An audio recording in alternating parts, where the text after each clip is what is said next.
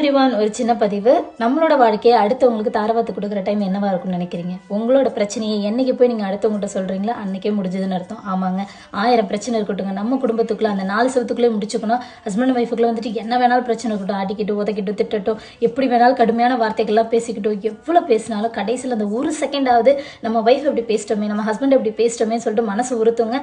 So இதுக்காக வந்துட்டு நம்ம அடுத்தவங்களை மேக்ஸிமம் வந்து நம்ம அந்த குடும்பத்துக்குள்ளேயே நம்ம சரி பண்ணிக்கிட்டோம் அப்படின்னா வாழ்க்கை கண்டிப்பாக சொல்கிற சொர்க்கமாக தான் இருக்கும். கஷ்டமாக தான் இருக்குங்க. ஏன்னா தாங்க முடியாது, ஈகோ வரும். உங்ககிட்ட நான் பேசணுமா, என்ன இவ்வளோ வார்த்தை பேசினால எப்படி உங்கள்கிட்ட பேசணும் தோணும், அப்படிலாம் சொல்லி மனசு தோணும். கொஞ்ச நேரம் அமைதியாக இருங்க. அந்த சண்டையை வளர்க்க விடாமல் இருக்குன்னா சைலண்டாகவே போங்க. ஒரு வாரம் ஒரு மாதமாக சைலண்டாகவே போங்க.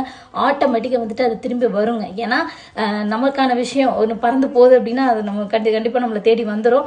ஸோ இதை நான் எதுக்காக சொல்கிறேன்னு உங்களுக்கு நல்லாவே புரியும். அதை விட்டுட்டு வந்துட்டு போட்டு ப்ரெஷர் பண்ணி குத்தி குடஞ்சி அந்த பிரச்சனையை மேலும் மேலும் வளர்த்து அவங்கள மன உளைச்சலுக்கு ஆளாகி அவங்கள ரொம்ப ப்ரெஷர் கொடுக்குற டைம் தான் அது வந்துட்டு வெடிச்சு அப்படியே பெருசாக மாறுறது. ஸோ மேக்ஸிமம் வந்து சைலண்டாக போயிடுவாங்க. அதையும் மீறி முடியலையா, அவங்களால பேசாமல் இருக்க முடியலையா, காலில் போய் விழுந்துருங்க, கட்டி பிடிச்சி முத்தம் கொடுத்துருங்க. இதை விடவாங்க ஒருத்தவங்க இறங்கி வராமல் இருப்பாங்க. அதையும் மீறி அவங்க இறங்கி வரலன்னா அது ஒன்றுமே பண்ண முடியாது. அதுக்கு என்கிட்ட சொல்யூஷன் கிடையாது. ஏன்னா நீ இதெல்லாம் பண்ணுறியான்னு கேட்காதீங்க. நான்லாம் வந்துட்டு பப்ளிக்காக இருந்தாலும் காலில் வந்துடுவேன். அந்த மாதிரிலாம் நடந்திருக்கு. எதுக்குன்னா நமக்கானவங்க அவங்க தான். எல்லாமே முடிஞ்சு போச்சு. இனி யாராக இருந்தாலும் சரி 10 அடி தள்ளி நில்லு, நானும் அவரும் பேசிக்கிறோம் சொல்லிட்டு அப்பா அம்மா வந்து சரி மாமனார் வந்து சொல்லி தூக்கி ஓரமாக நிப்பாட்டிட்டு உங்கள் பிரச்சனை நீங்களே